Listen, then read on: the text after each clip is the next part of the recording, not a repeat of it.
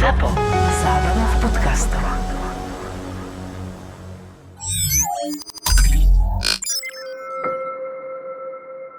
Štartujeme 21. epizódu hudobno-zábavného podcastu v Backstage. Po mojej pravici je Meviny. Moje meno je Rimo. Dneska máme výnimočného hostia, ktorý napriek mladému veku sa môže zaradiť už medzi veteránov. Johnny the City, vítaj. Čaute. Johnny, servus, tak vítaj tu v Backstage. A nie je to tak dávno, čo my dvaja sme sa stretli v Backstage. Musím povedať, že to bolo čerstvé ešte cez víkend. Presne tak. A týkalo sa to veľkého festivalu Paradise Open Air, ktorý prebehol vlastne v Martine. No a moja prvá otázka bude presne smerovať, jednak týka sa aj tohto festivalu, ale s tým spojené veľká zodpovednosť, ktorú si mal na starosti. Okrem toho vystúpenia, ty si mal na starosti spolu aj s Patrikom Progresom spraviť takú audio súvku, alebo na opening party, ktoré z opening party sa to malo použiť. Takže bola to asi veľká zodpovednosť, že? Takéto niečo dostať. Ako sa s tým vysporiadal? Akože super, mne sa s Paťom dobre spolupracovalo, ja som robil vlastne mashupy do opening showky už teraz 3. rok. A tento rok sme to mali tak, že bolo to komplexnejšie, dávali sme toho viac dokopy, v podstate celú tú audiostopu sme pripravovali, takže preto vlastne aj Paťo Progres na tom robil. A podľa mňa to akože bolo super celé. Naozaj, že jak sa to pripravilo aj svetelne s FX-kami a tak ďalej, tak to podľa mňa, že splnilo účel. Za mňa to vyzeralo výborne. No musím povedať, že aj za nás, lebo boli sme v crowde, takže išli sme si to vypočuť a celé pozrieť, lebo to bolo v spojitosti audiovizuálne. Tak. No a musím povedať, že nie som veľký fanúšik nejakých EDM vokálikov a tak ďalej, ale musím povedať, že mal som pri tom aj zimomriavky, lebo dokopy ten celok, čo ste dali, tak to bolo brutálne. Pretože predtým asi nejaký mesiac som sedel s Progresom v štúdiu a on mi ukazoval ten projekt a vieš, keď sedíš v štúdiu, sám to pozná, že je to také OK. Potom sa tam postavím, ty to ako uvedú, že toto je opening show a wow, zimomriavky. Klobúk dole. Ďakujeme za celý tým, ktorý to robil. Keďže ja, Paťo a takisto aj Jakub Idiak, on robil tú vizuálnu stránku. Johnny, prosím ťa, aké bolo to zadanie? Mali ste úplne že voľné ruky, alebo ste dostali nejaké striktné noty? Vieš čo, mali sme taký scenár, podľa ktorého sme išli. V rámci mashupov viac menej som mal ja potom už voľné ruky, takže prechádzal som o niečo jemnejšieho do tvrdšieho. Bola tam opening show, ešte sme robili takú, že closing show, lebo boli ako keby dve rôzne showky. Prvá bola v piatok, na začiatok festivalu, v sobotu bola takzvané, že closing show sa to volalo. Tam tiež bol nejaký ten mashup, tiež tam boli nejaké tie vokály a tak ďalej. Čiže pri tých mashupoch bola voľná ruka, aspoň teda pre mňa. Trošku sme to diskutovali predtým, ale v rámci toho, ako tá opening show prebiehala celá, tak to bolo naozaj, že to bolo vopred pripravený scenár, lebo sa tam predstavovali tie elementy, celý ten stage a tak ďalej, aby to malo nejakú hlavu a petu, bol tam nejaký live performance, takže na toto scenár bol a na tie mashupy to už nechali chalani na mňa. No víš, že keď sa bavíme o tých mashupoch, tak ty si taký nekorunovaný král slovenských mashupov. Nie slovenských, ako svetových, ale zo Slovenska, hej. Takže x-krát si možno vrával o tom, ako to celé začalo a tak dáme takú všeobecnú otázku, prečo práve mashupy sú takouto srdcovkou? Celé to vlastne začalo, keď som bol prvýkrát na Tomorrowlande. Myslím, že 2012, keď bol ten taký knižný stage, to bolo takéto legendary, od kedy sa to naozaj takže naplno rozbehlo ten festival, a aspoň teda pre tú širokú verejnosť. A DJ tam hrali také verzie, o ktorých som ja vlastne nevedel, že to je nejaký mashup a tak ďalej. Boli to naozaj že kombinácie viacerých skladieb do jednej a problém bol, že tie verzie sa nedali stiahnuť ako bežný remix, ako vtedy tuším SoundCloud bol len v plienkach, čiže akože nedalo sa to ani nejako. Shazam nebol vôbec, takéto hacky sme nemali, takže dali sa potom niekde pozrieť, samozrejme buď si vypočuť niekde sety, alebo na YouTube niečo bolo a tak ďalej. No ale reálne k tým verziám sa nedalo dostať nejakým spôsobom, hej. Existovali nejaké stránky, kde boli nejaké možno také mashupy iných žánrov, ale konkrétne napríklad viem, že Danik toho mal veľa, vtedy bol taký, že DJ Chucky, Hardwell vtedy začínal vo veľkom a proste každý mal nejaké tie svoje verzie. A ja som potom prišiel na to, že teda volá sa to mashup, je to kombinácia viacerých trackov a tým, že som sa k tomu nevedel dostať, tak ma to prinútilo si stiahnuť prvý program na tvorbu hudby a dávať to nejako dokopy, ako keby, že si to dám sám. Ja som potom najskôr opakoval tie mashupy, že som si napodobňoval tie, ktoré som počul v tých setoch a postupne som začal robiť svoje vlastné.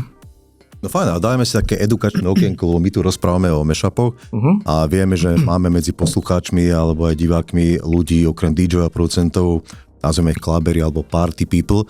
A nie každý vie, čo je to ten mashup. Tak keby si mal obyčajnému, jednoduchému človeku povedať, ktorý chodí síce na party, ale čo je to ten mashup v krátkosti? V podstate je to kombinácia dvoch a viacerých skladieb do jednej. Napríklad si môžem povedať, že nejaká skladba, kde sa nespieva, kde nie je žiadny vokál. Potom je nejaký známy iný vokál, ja neviem, poviem teraz niečo od napríklad Dua Lipy a tak ďalej, keď už mám niečo komerčnejšie povedať. A to potom vložím do tej skladby, kde sa nespieva. A keď to tam vložím, tak to ako keby funguje, ladí to tam a vznikne z toho niečo, čo sa volá mashup. Môže tam byť potom napríklad iná skladba, to znamená, že začiatok tej skladby je, napríklad jej začiatok toho mashupu je jedna pesnička, potom je druhá a koniec je zase tá prvá. Čiže tak to je zase druhý typ mashupu. Potom sa to môže kombinovať a keď to tak poviem veľmi laicky, alebo teda laicky, jemne odborne, hej, tak mashupy sa robia primárne z skladieb, ktoré sú urobené v jednej tónine, alebo v rovnakej tónine. Tých tónin je 24, 12 durových, 12 molových a konkrétne sa vyberajú skladby, ktoré sú v jednej tónine a tie sa dávajú dokopy a preto to funguje hudobne, pretože keďže tie skladby sú v rovnakej tónine, tak sú na základe nejakej rovnakej hudobnej teórie vytvorené, hej, z rovnakých napríklad tónov, ktoré po sebe nejako nasledujú. To keď sa dá dokopy, vznikne niečo, čo ladí spolu, čo spolu funguje a to sa volá mashup. A ty ich máš už za sebou ale stovky. Ako je možné, že dokážeš... Už možno aj cez 1000, akože okay. je ich že strašne veľa, hej. A ako nachádzaš stále nové kombinácie? Ako jasné, tvorí sa nová hudba, chápem, ale stále to nie je sranda, musíš toho napočúvať strašne veľa, aby si dokázal vytvoriť takú dobrú kombináciu, ne? No v podstate nie je to až také ťažké dostať sa k novým nápadom, novým mashupom, pretože naozaj, ako hovoríš, Rimi, tak naozaj, že tej hudby je strašne veľa, vychádza, sú nejaké trendy a tak ďalej, čiže ja sám sa, ja neviem, zakúpim možno 10 trackov týždenne, možno viac, hej, to znamená, že tej hudby je naozaj veľa. Tie skladby sú v podstate v jednej z tých 24 tónin, hej, a sú potom nejaké také, ktoré sú také, že štandardné tóniny, hej, ktoré sa používajú viac, niektoré menej, niektoré viac a tie vokály stále máš, hej, známe, ktoré, ja neviem, sú nejaké také, že ktoré sa aktuálne používajú vokály alebo ktoré sa používali aj 5 rokov dozadu, ale keď to zakombinuješ do novej skladby, tak vlastne niečo, čo ľudia poznajú, vložíš do novej hudby a vieš tú novú hudbu odprezentovať oveľa ľahšie. Pretože tí ľudia sa chytia toho, čo poznajú a pritom dostanú niečo nové. Takže to je také tajný recept. Už aj neviem, kto to povedal. To je jedno, ale sa mi zdá, že jeden niekto od Drahoša, tuším, mi povedal, že nikdy nepodceňuj silu dobrého mashupu. No ale to je pravda. Takže... Súhlasíme s tým. No ale presne, ako si hovoril, musí to harmonicky sedieť. Áno. A napríklad tie vokály, opäť mne to zaujíma aj tá technická stránka, nie vždy sa dajú zohnať len čisté tie akapely, to nazývame, hej, tých vokálov, ale myslím si, že dnešné to technické vybavenie, či softwarovo, hardwareovo už ponúka to, že vie si to nejakým spôsobom odseparovať tú nástrojovú časť od tohto vokálu, že? No kedysi to, myslím, to bol veľký problém. Naozaj zohnať akapely bol, že extrémny problém, pretože sa to väčšinou robilo práve nejakým postupom, hej, odizolovávali sa frekvencie a tak ďalej. Tie akapely nezneli moc dobre, tie vokály, ale bolo to použiteľné, nebolo, potom s tým sa pracovalo. Ja neviem, na YouTube sa niečo ukazovalo, z toho sa to potom sťahovalo, aj keď to nie je v dobrej kvalite, ale vokál sa dá nejako zapracovať do mashupu aj z YouTube. A boli rôzne fóra, boli, ja neviem, nejaké stránky, aj pirátske barziaké, odkiaľ sa to dalo sťahovať. No ale dneska plný luxus, máme AI-ko, ktoré nám proste dokáže krásne odseparovať vokál, alebo teda kapelu od skladby.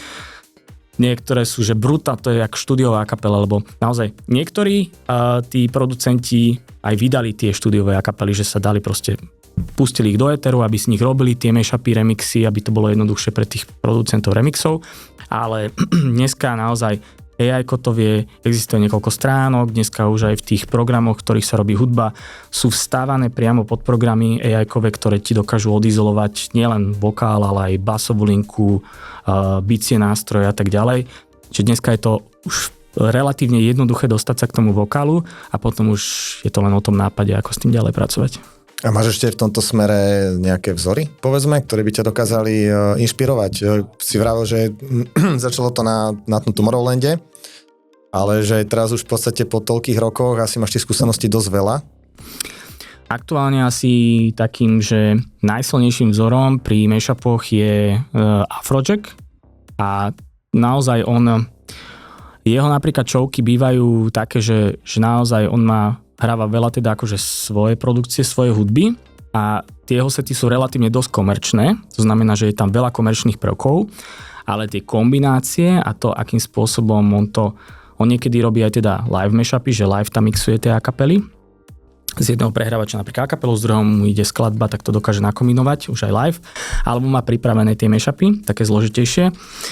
A naozaj, ja keď počúvam tie jeho sety, samozrejme sú aj iní DJ, ktorí sú výborní v mashupovaní, ale za mňa akože Afrojack ešte stále je naozaj dlhodobo DJ-ská jednotka pri tej produkcii tých mashupov. Keď sa človek započúva, tak ako aj keď počuje tam že toto je veľmi známa skladba, toto poznáme, to sa už nehráva a tak ďalej, ale dokáže to tak nakombinovať, že človek z toho dostane úplne iný feeling. A ja ho až tak momentálne nesledujem, ale on stále tie jeho vystúpenia sú založené z veľkej časti na týchto mashupoch, alebo... Je to veľmi také, lebo každý z tých ako keby populárnych EDM-kových DJov mashupuje, má tie svoje vlastné kombinácie, ale samozrejme každý prezentuje teda svoju a novú hudbu. A väčšinou títo EDM-koví DJ to prezentujú, alebo teda nie až tak undergroundoví, komerčnejší DJ to prezentujú v tých ako keby mashupoch.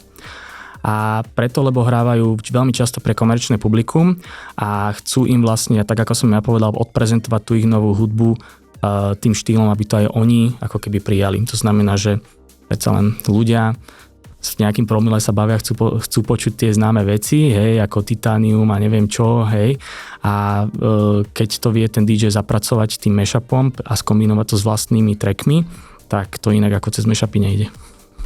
OK, no a spomínal si, ešte sa vrátim k tomu Afrojackovi, že on vie aj live urobiť tie mashupy, má niečo aj pripravené, že a produkčne to spraví a potom to vlastne akože v tom sete dá. Tak. A čo povieš na James Hype, ktorý live robí tie mashupy? Je pre teba tiež istým vzorom, lebo jeho nevinie, že by on nejaké mashupy pravidelne vydával na báze autorskej teda.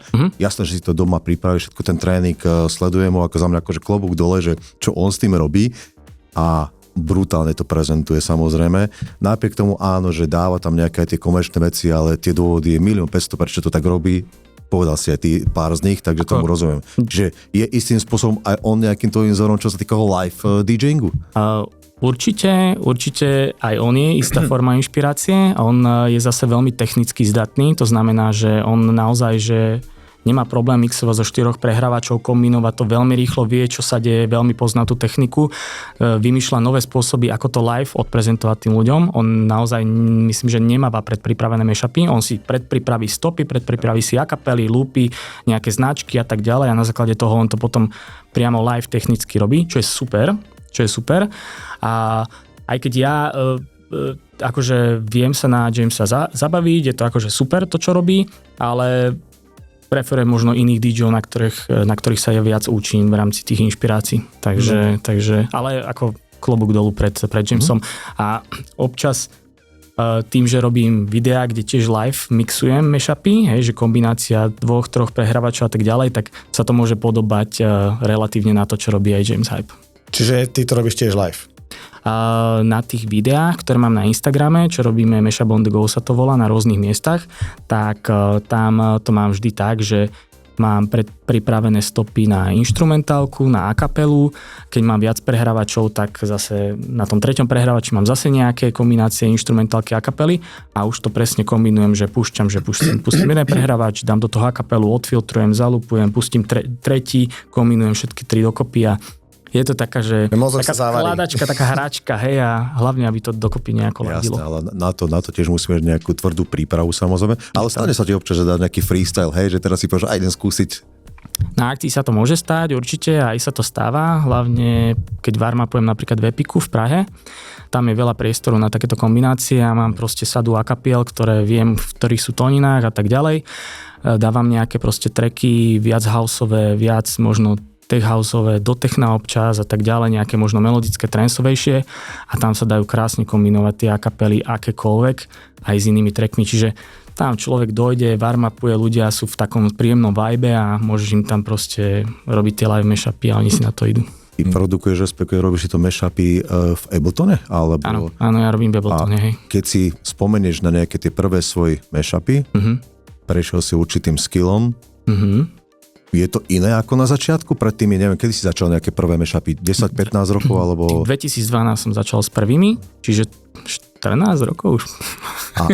Tak, až nepredstaviteľné. No a následuje k tomu súvisiaca vlastne taká otázka, že ty už máš nejakú takú overenú skladbu, respektíve štruktúru toho, ako to robiť, alebo čo ti funguje na tých ľuďoch napríklad? Ja to robím tak, že vyberiem si skladby, ktoré by som chcel hrať alebo hrávať, kde sa mi páčia napríklad nejaké tie breakové časti alebo dropy, hej, a poviem si, že chcem toto hrávať, ale tým, že ja primárne hrávam mashupy, tak už rozmýšľam, že s čím by som to nakombinoval. Buď odohrám len krátku časť, drop, že originálku, napríklad, že testovačka na ľuďoch, hej, a keď tí ľudia na to reagujú, tak OK, idem do toho, spravím si z toho mashup a už potom presne idem podľa toho, aká je to tónina, takže viem cca, aké akapely by som do toho mohol použiť, prípadne aký break tam vložiť do toho a to je tak akože prvotná myšlienka, hej, ale už tým, že to robím tak dlho, tak ja ti dokážem ten mashup, ak už mám nejakú myšlienku, tak ja ti to viem urobiť za 10-15 minút a už potom sa len doľaďuje, čiže ako na to, aby to bolo nejaké vyšperkované, tak by mi stačila pol hodinka. Ja som na Paradise teraz, jak som hral, tak som urobil 6 alebo 7 nových mashupov a cca tých 6 hodín mi to trvalo. Akože to už na tom som si dal záležať, ale dá sa to.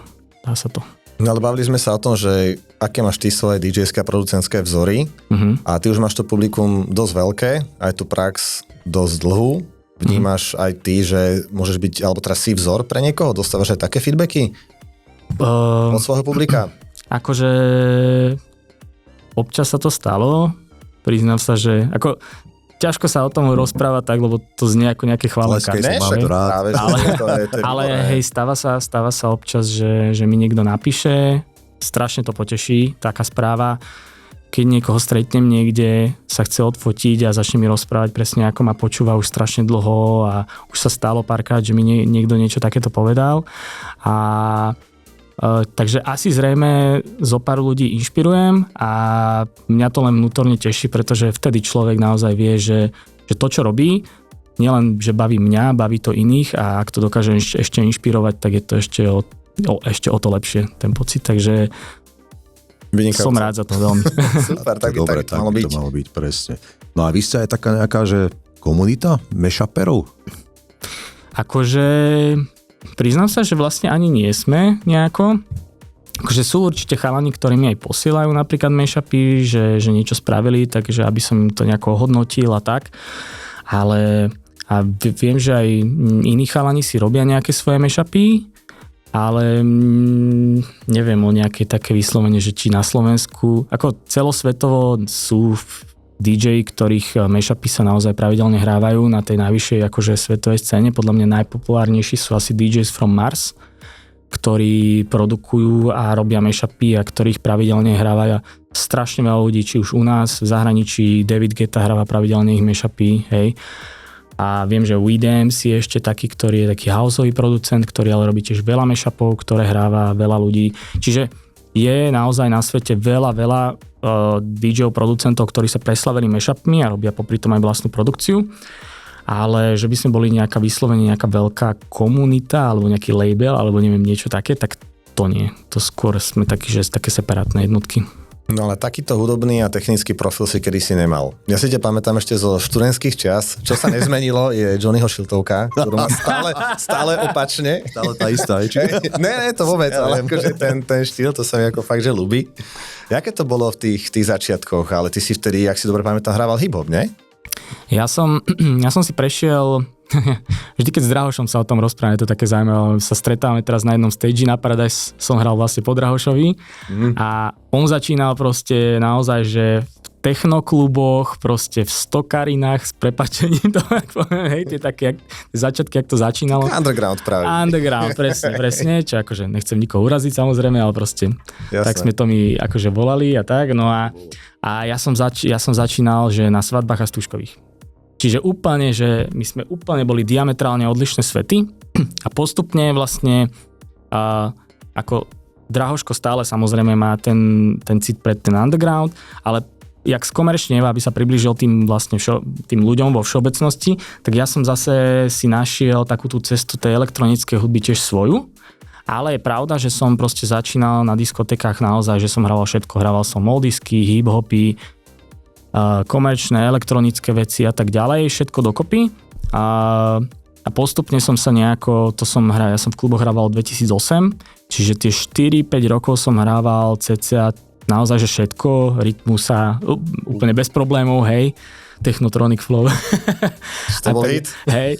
A postupne som sa nejako vyprofiloval a akože však každý má nejaký ten svoj proces a postupne už keď si ma začali volať na akcie viac a viac, tak som naozaj, že začal som robiť tie mashupy, kde už som si mohol vlastne urobiť komerčnejšie veci v tých elektronických skladbách, ktoré mám ja rád. Tak som sa vyprofiloval a už od 2013-14 by som povedal, že hrávam výhradne len tento štýl. Takže...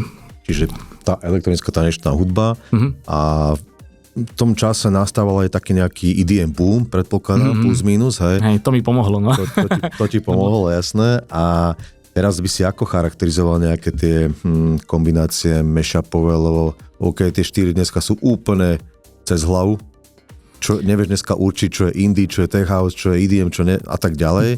Ja to beriem veľmi pozitívne, lebo naozaj tie prelínačky tých štýlov sú podľa mňa, to je keď sa zoberie niečo z jedného štýlu dobre a spojí sa to s niečím dobrým, čo je v druhom štýle, tak z toho väčšinou vznikne niečo veľmi dobré. Hej? A mi to príde, že to je taký prirodzený vývoj, že aj jednoducho tá kombinácia tých štýlov a zároveň v podstate to mashupovanie do toho dokáže priniesť niečo ešte viac pre tých ľudí.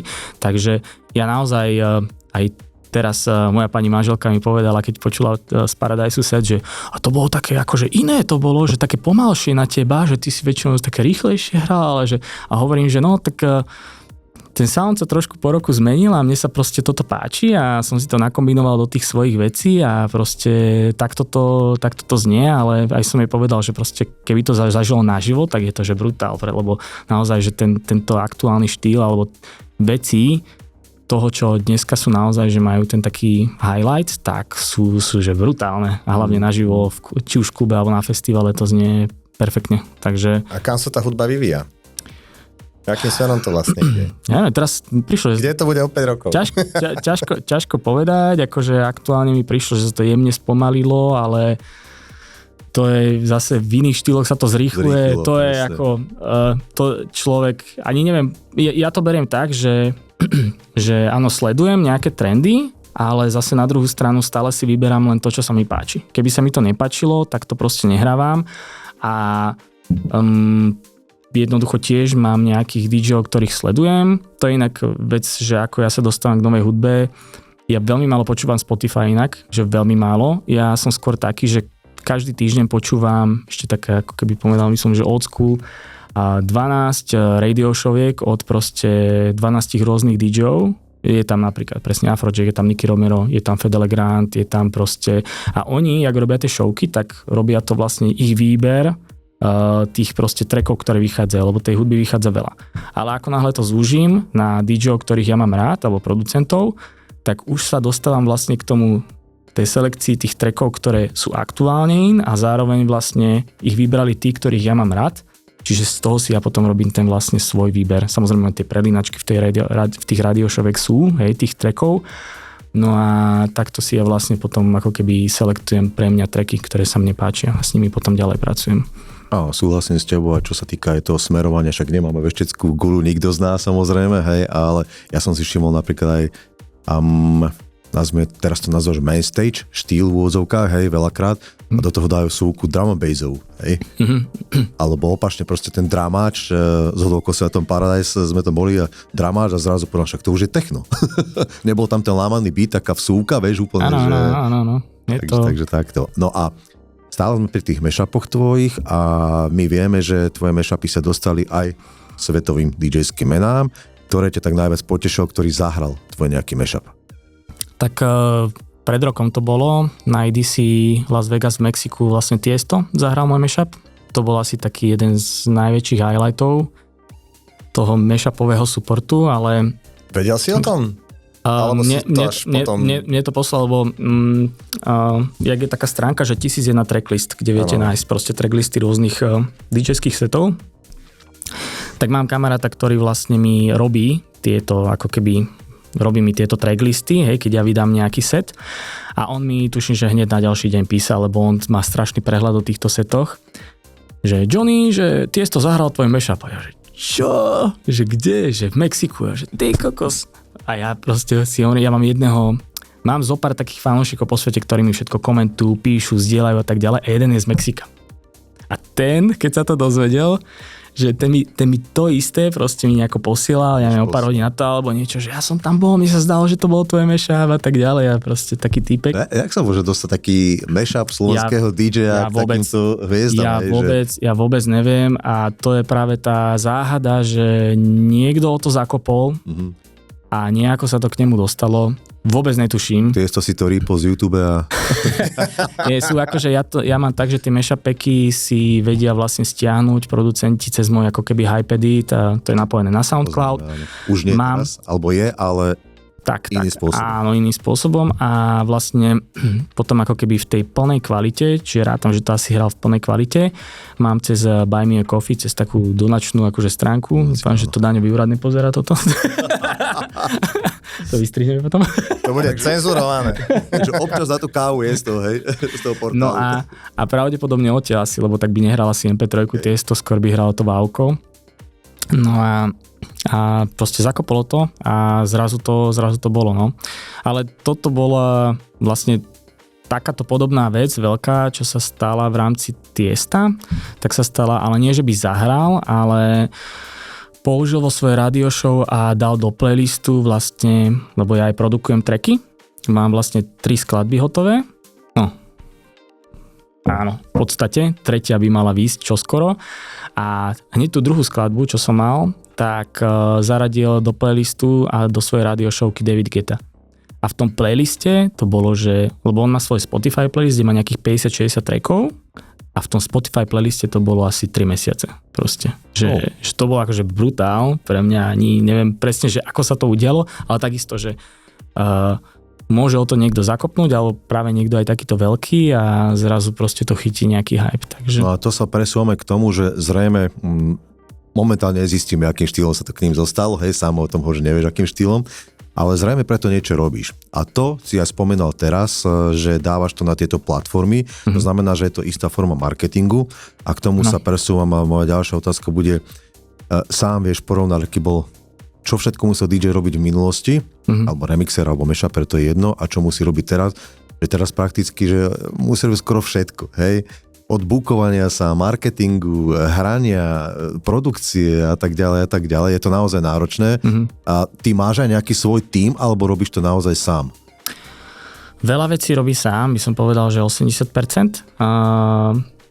80 až 90 možno. Ale mám vlastne ľudí, ktorí mi pomáhajú napríklad s tými videami, čo dávam na sociálnej siete.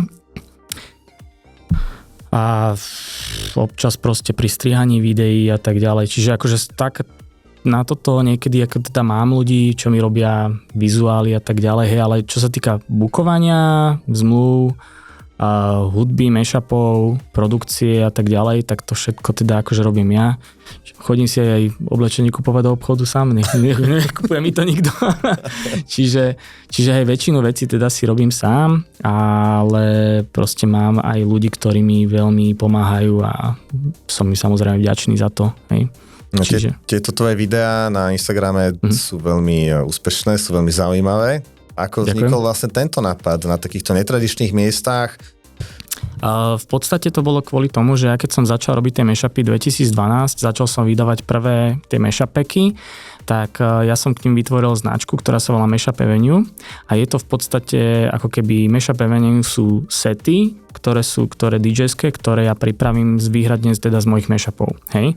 A vychádzalo to tak, že tá frekvencia sa akože stále znižuje, teraz je to možno raz za pol roka, raz za rok, niečo také vydám, ale kedysi to bolo častejšie a vydávajú sa tie epizódy, ja neviem, vydá sa epizóda a k nemu potom je nejaký mashup pack, ktorý si môžu tí producenti stiahnuť, hej.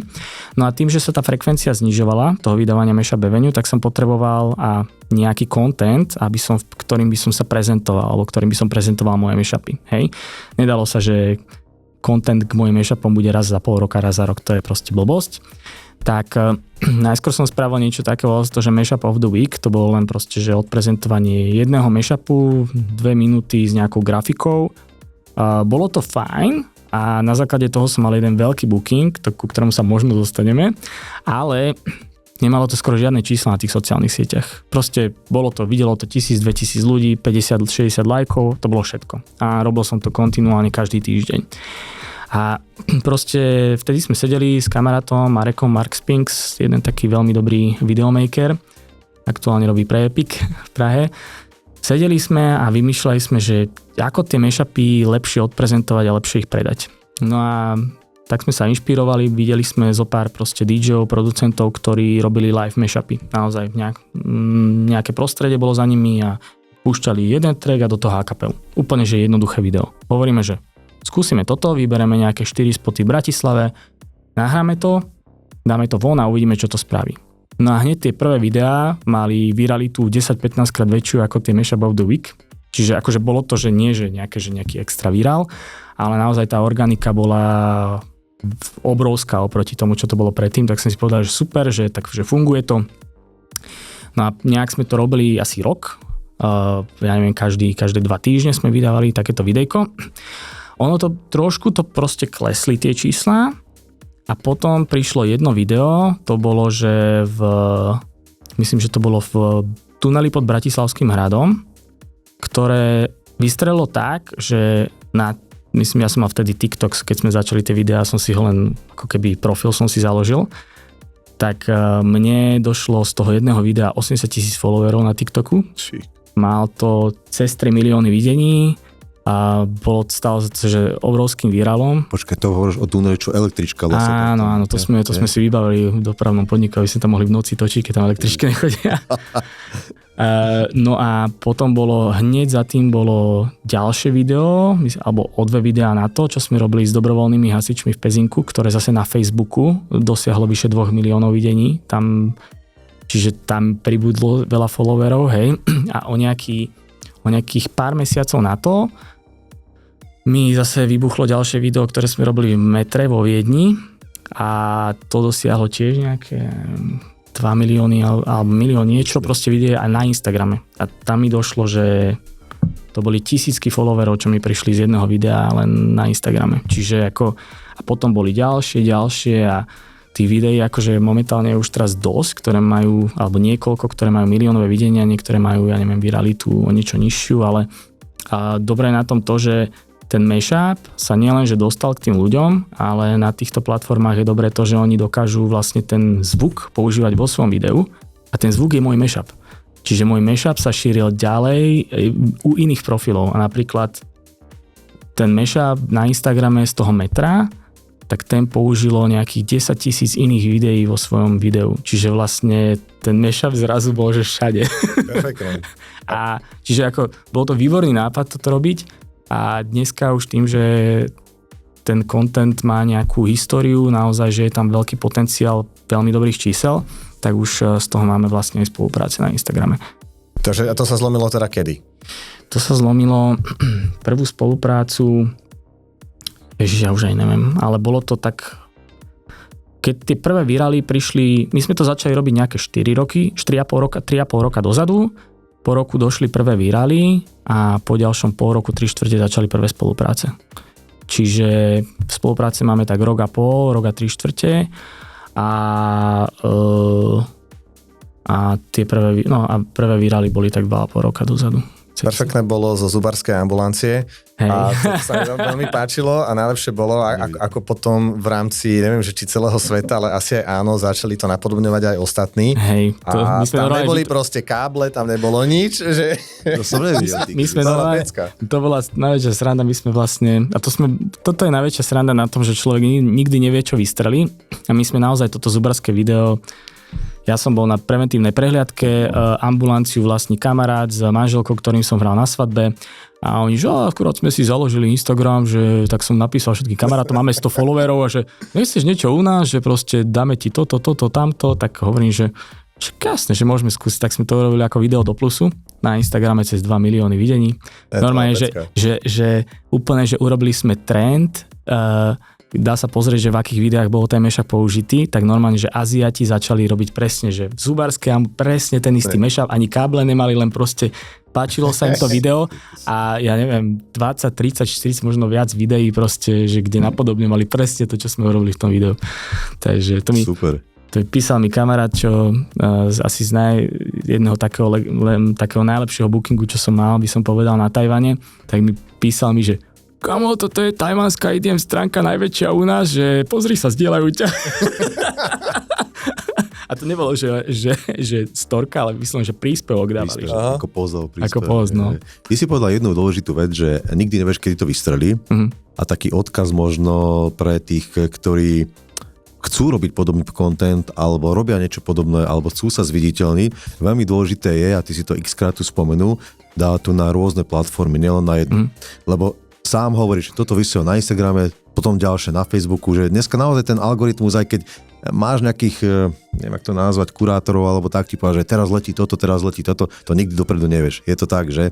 Takže je dobre, keď to takto človek skúša, že dáva to aj tam. Hej, určite a ono hlavne na tom podľa mňa ten algoritmus, ktorý bol vtedy na TikToku, kde mi to vystrelilo, ja som mal na TikToku vtedy, že 700 followerov a zrazu som mal 60 700 za pár dní. Tak to naozaj, že ten algoritmus mi prišlo, že ktorý bol na TikToku, tak sa ako keby tak nejako dostal práve na tie iné platformy ako Facebook a Instagram, že dneska naozaj už aj človek, ktorý nemá followerov na Instagrame, urobí niečo zaujímavé, tak môže naozaj dosiahnuť veľmi pekné videnia, hej. Tie followy je ťažšie dostať, pretože tam už musí človek robiť pravidelne taký dobrý content, aby mu niekto ten follow dal. Ja som mal šťastie, že som naozaj tie videá robil vyše roka. A keď na Instagrame som mal prvý virál veľký, tak to už som robil 2 roky, čiže ja som tých videí tam mal veľa a keďže tí ľudia, ktorí to videli, dali ten like a videli, že robím tie videá pravidelne, tak mi už dali aj ten follow. Takže toto bola moja taká ako keby výhoda tohto, no. A čo ťa čaká ešte, aké destinácie alebo miesta, ktoré by si sa takýmto spôsobom spropagovať?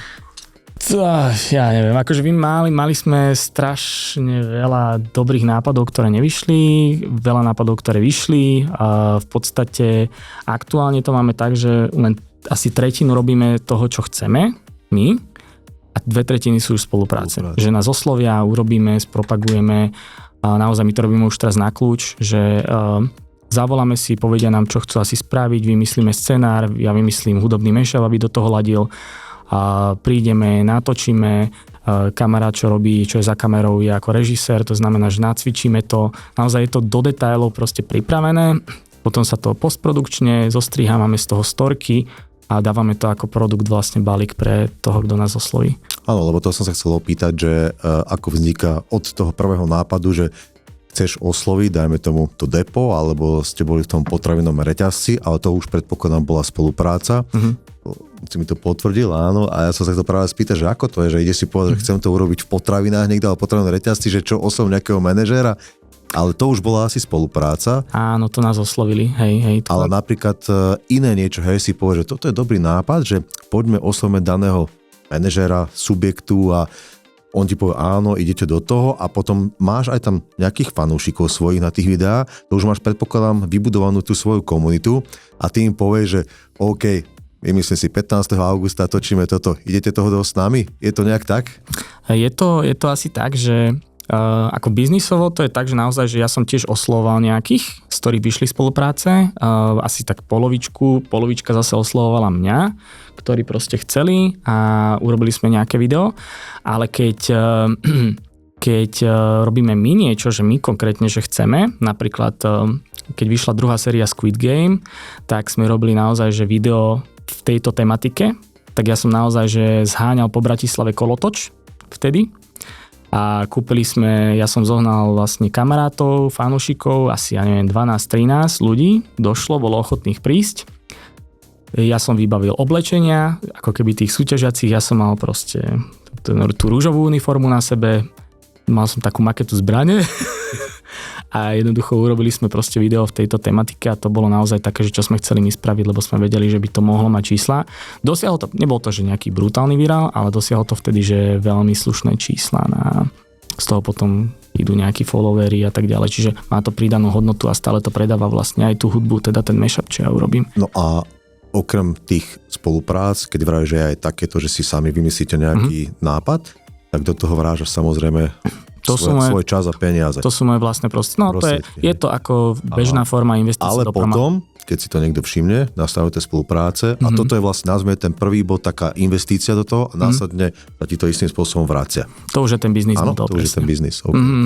Tak. V akom pomere momentálne v rámci toho biznisu sa pohybuje tento tvoj čas strávený medzi tvorbou takéhoto kontentu a potom tým samotným hraním? No tak hrám mám teda pravidelne, hej, ja neviem, v priemere možno 6 krát do mesiaca cca, ja neviem, niekedy počas sezóny viac, zase keď je uhorková sezóna, tak menej, ale cca takto nejako. A čo sa týka tých videí, tak ja neviem, niekedy 2 mesačne, teraz toho máme viac, lebo je leto, tak pre viacero promotérov sme robili niečo. Ťažko sa to je ako s biznisom, že niektorý mesiac zarobíš viac, niektorý menej, takisto je to aj s hraním, aj s tými videami, ale keby som to mal že úplne spriemerovať, tak proste však hrania sú, tak ako som povedal a povedzme čisto strelím, že keď to mám rozpriemerovať na celý rok, tak možno jedno video aj mesačne. No, OK, to je super. A v rámci tých hraní teda rotuješ po nejakých stabilných kluboch a miestach, že máš tie spolupráce takto nastavené, že v Epiku ťa vidie často napríklad v Prahe? Ja hrávam tak, že 2-krát do mesiaca v Epiku, kde ako nie som oficiálnym rezidentom, ale hrávam tam pravidelne, takže beriem to ako za nejaké rezidentné hranie. A potom mám ešte v Bratislave v Trafe a tam hrávam 1 až 2-krát do mesiaca. To má také, že rezidentné a potom mimo toho, čo je, tak to sú už kluby, kde si ma vyslovene volajú ako externého hostia. A to je na festivaloch, predpokladám. Áno, či festivaly, klubové akcie, alebo ja neviem, nejaké eventové veľké, ale už sú aj súkromné akcie, kde si ma volajú na chaty a tak, kde si to vedia dovoliť ma zaplatiť, tak tam v podstate idem a niekedy to tam vyzerá, že naozaj, že super, lebo... A čo z toho ti teda tak najviac sedí? Či sú to práve, že tie kluby, chaty, alebo veľké festivály? Všetko má svoje čaro, vždy, ale akože asi nebude úplne, že prekvapenie, keď poviem, že naozaj, že na tých veľkých eventoch je... A keď je ten crowd pred tebou, tak naozaj je to, hlavne cez leto, tak má to úplne takú až magickú atmosféru. Je to naozaj, že ja sa cítim na tom veľkom stage veľmi dobre, lebo je to tá hudba, ktorú aj ja hrám, tak je taká, že ani poviem to tak blbo, ale že patrí v podstate na taký stage, lebo je to taká mainstageová hudba a keď ešte mám ten feedback od toho crowdu, tak to je naozaj niečo, z čoho potom človek naozaj berie energiu ešte naozaj, že niekoľko dní až týždňov. Ty tam predvádzaš aj celkom akrobáciu v rámci toho, jak sa udržiavaš vo forme, aby si toto dával? Tak akože, čo ja viem, tak skoky som si nejako nenacvičoval, len proste skočím tak, ako viem a spoliehaš na dobrý dopad. Hej, akože občas bývajú teraz problémy s krížami, ale tak to je už tým vekom, ale tak akože, čo ja vo forme, tak akože klasika, nejaké fitko a tak proste občas kardio máš aj keď hráš, takže to k tomu patrí. Takže. Keď si spomenul to fitko, od istého času som si ja všimol, že tí DJ proste museli preto niečo robiť, aby majú strašne veľa hraní, tí svetoví a veľa ich začalo naozaj to fitko od istej doby robiť. Dovtedy, ja neviem, trepne možno 2010 a tak ďalej som to až tak nevnímal, ale potom som si všimol David Guetta a oni všetci fičia. Ja si myslím, že to je dané aj tým, že to sa nezdá, ale naozaj je veľmi náročný ten život, ktorý tí veľkí DJ žijú,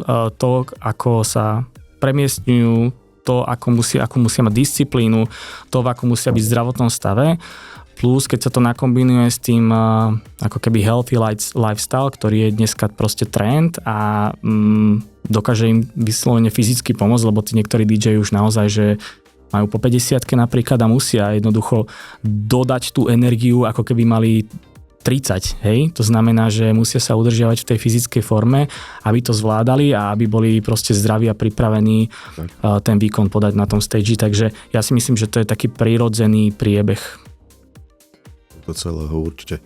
Aký je tvoj ideálny backstage? Ale máš nejaké spomienky na nejaký najhorší alebo najlepší backstage? Tento backstage je super. Wow, tak to sme radi. Ešte prejdeme k číslam, ktoré... Bez občerstvenia. Nie. OK, čiže aký bol taký ideálny, no, keď si na tých festivaloch, v tých kluboch? Ale super sú backstage naozaj na akcii, kde sa stretne veľa dobrých známych ľudí, s ktorými som sa dlhšie nevidel, alebo nemám šancu sa vidieť. A kde proste pokecáme, dáme si nejaký drink, ak je tam nejaké občerstvenie k tomu, tak je to úplne super. Nemám rád backstage, kde dojdem, som tam sám, mám tam vodu a možno nejaký obložený chlebík. Ani to nie. A máš nejaký špeciálny rider? Ja si dávam do rideru vodu a gin tonic. A chlebičky tam nemáš? Chlebičky nemáš? Nemám, ale ako môžem ich dopísať. No počkaj, ale sme počuli niečo. Teraz prezadím niečo. Aha. Ako na Paradise, keď si prešiel do backstageu a sme sa zvítali a za 2 minútky prišiel pán Progress s takouto bedničkou, chlebíčkou a rovno pred tým. Priamo pred Johnnyho. Bolo ich tam asi 20, takže není to len... To veľmi ľahko vysvetlím. A tým, že som sa celý deň pripravoval, tak som naozaj nemal čas jesť. Ja som bol naozaj že na obede vtedy a došiel som na festival 22.00, 22.30 som mal hrať, tak som proste Paťovi povedal, že prosím ťa, Paťo, zožeň mi akékoľvek jedlo, niečo, ja sa potrebujem aspoň trochu nájsť predtým, ako pôjdem na stage. Tak Paťo tam úplne, že za to ako klobúk dolu, tam lietal a nakoniec mi zohnal v podstate také nejaké chlebičky, sendviče, alebo čo to bolo, tak som si dal nejaké 2-3. To mi stačilo, ostatné potom asi... My sme sa o to postarali. Áno. Takže, hej, čiže to bolo také, veľmi taká raritka, že takéto niečo som vyžadoval, ale väčšinou to tam nemám. Ale... A voda a gin tonic je úplne v pohode. Však. väčšinou chodím najedený na akciu. Jasné.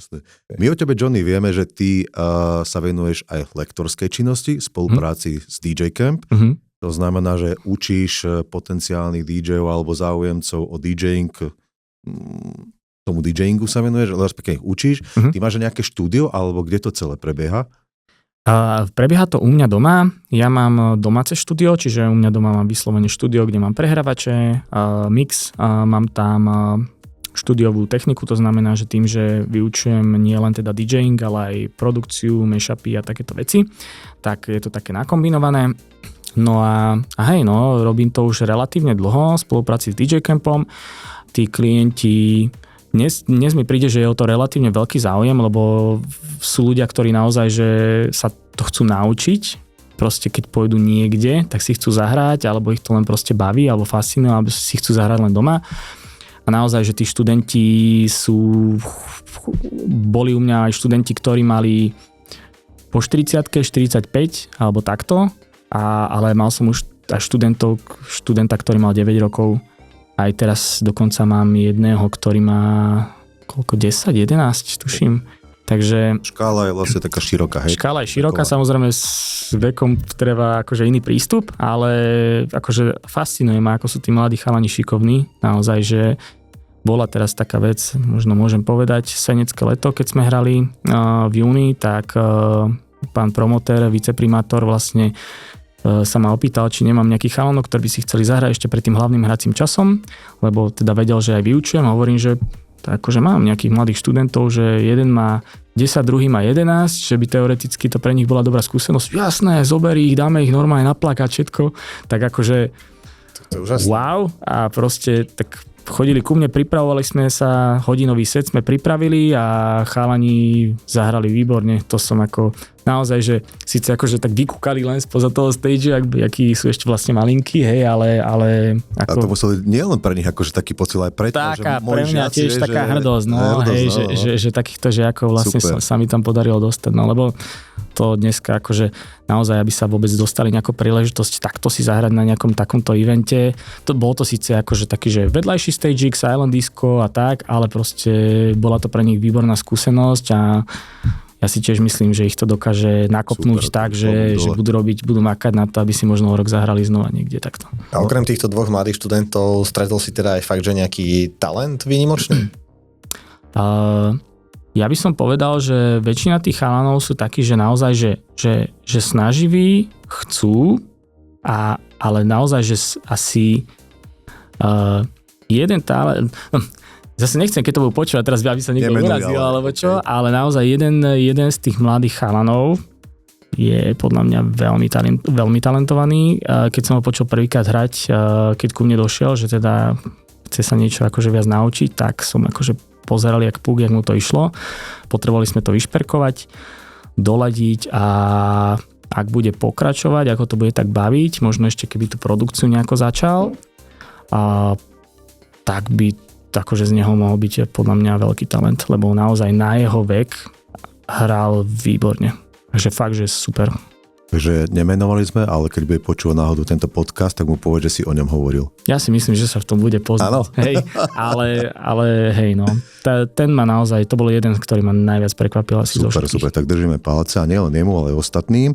A aby sme možno motivovali ostatných alebo predišli možno nejakým takým, ja neviem, zlým návykom alebo chybám, že čo si všímaš pri týchto potenciálnych záujemcov, ten DJing, nejakú takú spoločnú chybu, že myslia si, že to prebieha takto, ale v skutočnosti to tak nie je, alebo v technike niečo robia inak. No... Na čo si dať pozor, hej, že... Ťažko povedať, lebo každý prichádza s tým, že sa mu páči niečo iné. Ja síce mám nejaký postup, snažím sa ich učiť prechody robiť na klasickej houseovej hudbe, lebo tá je najjednoduchšia na nejaké také bežné prechody. Ale akože neviem, ťažko povedať, ale všimol som si, že taká, že najčastejšia chyba, čo je akože veľmi zaujímavé, lebo je to taká, že človeka by to ani nenapadlo, že tým, že ten DJing je o tom, že človek musí vyslovene, že veľa parametrov, hej, na veľa parametrov dávať bacha, že teda akože na to tempo, teda, že dorovnať, teraz musí sledovať potenciometre a tak ďalej, proste, že veľa vecí tam musí riešiť, tak väčšinou tí DJ, keď už proste urobia ten prechod a už je ten prechod super a majú len stiahnuť proste fader toho tracku, ktorý dohráva, tak zrazu stratia pojem o tom, že ktorý track vlastne namixovali a dajú dole fader tracku, ktorý má ísť. Takže to je asi najčastejšia chyba a to ja vyslovene, keď sa toto stane, to sa stalo asi, že každému študentovi, tak ja im len poviem, že to je v poriadku, nie si ani prvý, ani posledný, všetci to robia, že proste je to len o nejakej orientácii. Lebo naozaj proste... Pri 3-4 kanáloch je to ešte horšie, to sa ja pomýlim ešte. Sa mi párkrát stalo tiež. No. Zavoláme Husky, on nás naučí ako za tých 4 kanálov. Jedna vec je ten fader a niekedy vyslovene, že si vypnú tú skladbu, ktorú práve namixoval. Alebo to čím, čo ti nehrá. Aj to sa stáva. Hej. No ale spomínal si, že je teraz taký väčší dopyt, než to bolo v minulosti a není to len si myslím o tých chalanoch, ale vnímam, že aj veľa dievčat je nových, ktoré sa začali venovať DJingu a dokonca teraz vyšla v Amerike taká anketa, že najviac dream job je práve ten DJing v Amerike. To je nedávno, myslím, že týždeň dozadu, alebo 2 týždne. Mohlo by sa to stať trendom, mali by sme viac záujemcov. Je biznis. Ale okrem tejto techniky a týchto vecí, tých tam učíš aj trošku do toho marketingu, lebo je to fakt tiež dôležité, lebo jednak ty ho naučíš a keď mu človek nedá možno, alebo nemusíš samozrejme ten celý marketing, lebo to know-how samozrejme, ako ty máš svoje a nemusí to pasovať na toho začiatočníka, čo je logické, ale dávaš im aspoň nejaké také signály, že vieš, čo musíš, ale preto robí aj toto ešte. Ja im akože ako nie úplne s každým to tuším riešime, väčšinou sa na tie technické veci zameriavame, ale je pravda, že občas, alebo teda pri teda niektorých študentoch sme aj toto preberali a väčšinou som presne hovoril naozaj, že o tých sociálnych sieťach, o tom Soundcloude, kde si dať mix a tak ďalej. S jedným študentom sme vyslovene riešili jedno hranie a postavil sa proste k bielej skrini, som ho odfotil, cez AI, ako sme spravili profilovú fotku, logo, vytvorili sme Soundcloud profil, aby proste bolo, takže s jedným konkrétnym študentom sme aj toto riešili.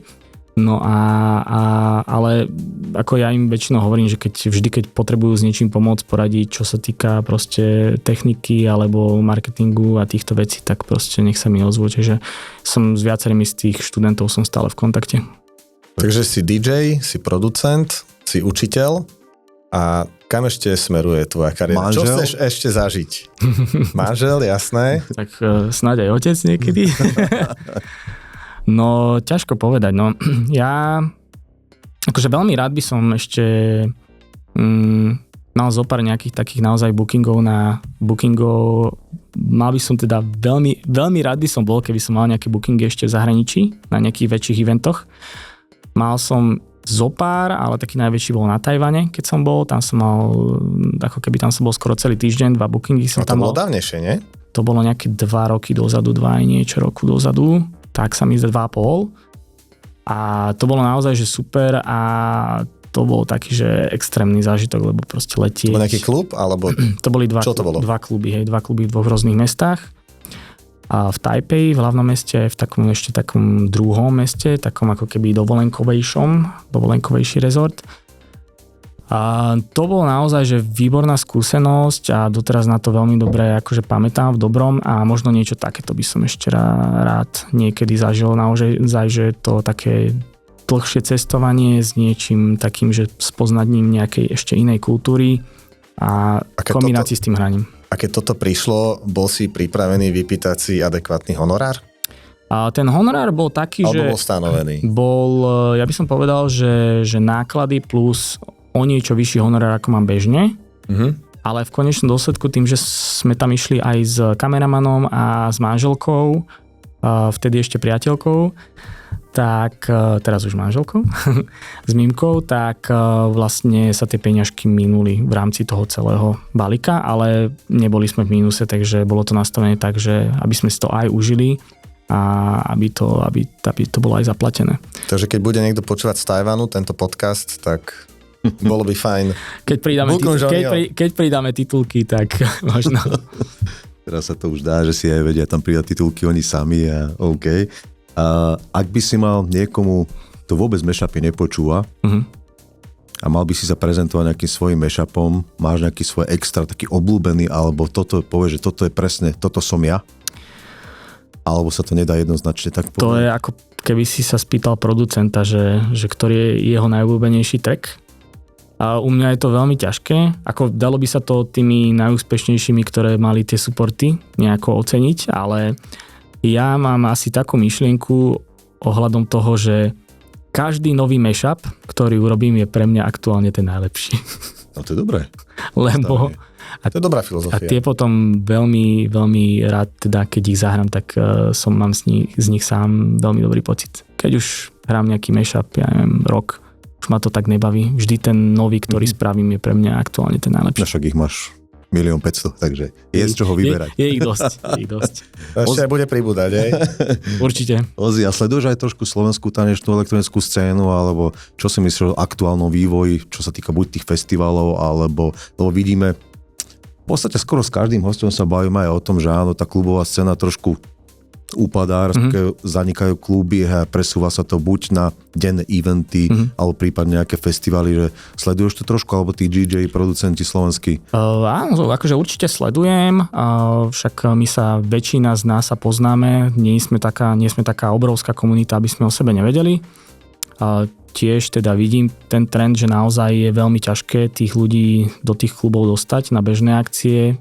Ja mám možno veľmi veľké šťastie v tom, že tie pravidelné hrania mám v Epiku a v Trafe a v obidvoch kluboch býva vždy natrieskané, čo je akože za to môže byť naozaj šťastný, lebo netrapím sa v nejakom podniku, kde mi dojde pár ľudí, aby som ich tam udržal celú noc.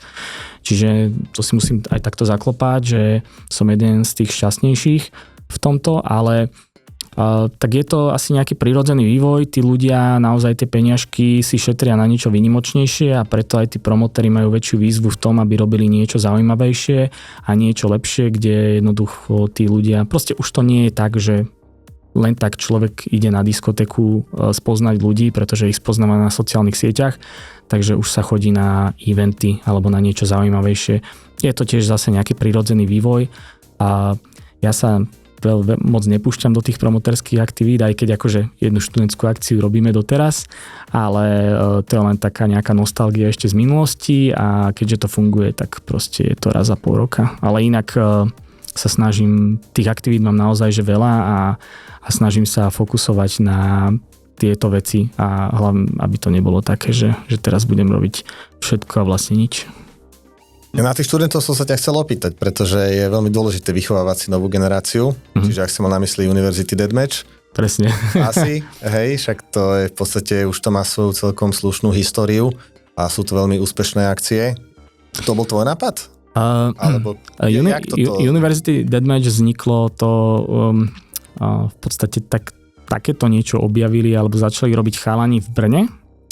Ja som potom vlastne ako keby od nich zobral nápad s tým, že keď sme to začali robiť 2012 alebo kedy, tak akože vo veľkom, tak sme im dávali 10% zisku, ako keby za licenciu, ale to bol len naša dobrá vôľa, to nebolo, že by si oni niečo pýtali, lebo to boli kamaráti. A robili sme to nejaké 2-3 roky, potom to stratilo nejaký hype, už to proste nebolo v ziskové, tak sme to ukončili. A jeden event bol, tuším, ešte v Rafinerke, čo si od nás zase kúpili licenciu nejakí ďalší chalani. A teraz to robievame v Nízkej doline, v Uniku raz za pol roka. Je to taký zaujímavý koncept, máme to stále premyslené, reklamné veci máme ešte pred 10 rokov, čiže tie využívame doteraz, aj to know-how. A je to vlastne kvôli tomu, že máme dobré styky vlastne s klubom a keďže sme tam hrávali na študentských žurkách, oni nás oslovili, že či vieme urobiť niečo vlastné, tak po zopár akciách som ja došiel s nápadom, že prečo neoživiť ten starý koncept University Deathmatch. Dopadlo to dobre, robíme to s Danom, s Dikeou, s Danom Kovačíkom a robíme to každého pol roka v Nízkej doline, takže funguje to, tak prečo nie? Ja kedysi. Tak. Máte obaja, asi vidím. Jasné. OK, Johnny, my sa blížime k záveru, ale každý host pre nás pripraví nejaký guest mix, tak my rátame, že aj z tvojej strany nejaký nám dodáš, respektíve v čase už vydania tohoto podcastu už bude na našom Soundcloude. Takže budeme radi, ak tam zamiešaš aj nejaký nový mashup, ktorý máš v príprave. Okay. A potom si to naši poslucháči, diváci vlastne môžu vypočuť. No a dalo by sa s tebou rozprávať samozrejme hodiny ďalšie, tak si to možno nechajme na ďalšie nejaké o rok, o dva, uvidíme, kam sa posunieš. My ti budeme samozrejme držať palce. Tí, ktorí Johnnyho nepoznáte a neviete, alebo ste počuli prvýkrát, tak určite ho nájdete na spomínaných platformách, ako vám spomínal, čiže to TikTok, Instagram, Facebook, YouTube, to sú také hlavné. A plus tie ďalšie, tam máte rôzne odkazy na tie ďalšie, ako Hypedit a rôzne tie donačné stránky, ktoré ti môžu prispieť, že Johnny? Môžeme to tam šupnúť, jasné. takže my ti ďakujeme spolu s Rimim, že si k nám prišiel, že si porozprával. A chcel by som ešte na záver povedať, že sledujte nás, ak sa vám tento podcast páči, nezabudnite nám dať like aj k tejto epizóde, prípadne nejaký koment, prípadne ak sa chcete niečo naučiť od Johnnyho, je určite k dispozícii, kľudne sa mu ozvite, bude rád aj on, že vás naučí niečo nové. Ďakujem veľmi pekne za pozvanie, bolo to veľmi príjemné. Všetko dobré. A ešte predsa zabudáme na jednu vec na konci, vždy my každému dávame taký certifikát za to, že odolal našim otázkam, že bol príjemný a že sa podelil s nami o svoje skúsenosti, takže... Väčšinou rozdávam ja po skončení, kurzu. Takže taká tá klasika, už tí naši posluchači alebo diváci to vedia. Johnny, nech sa páči, niekde na vitrínku. Ďakujem veľmi pekne. A ešte raz všetko dobre prajeme. Díky moc, chalani, bolo to super. Čau. Čau, ženy. Čaute.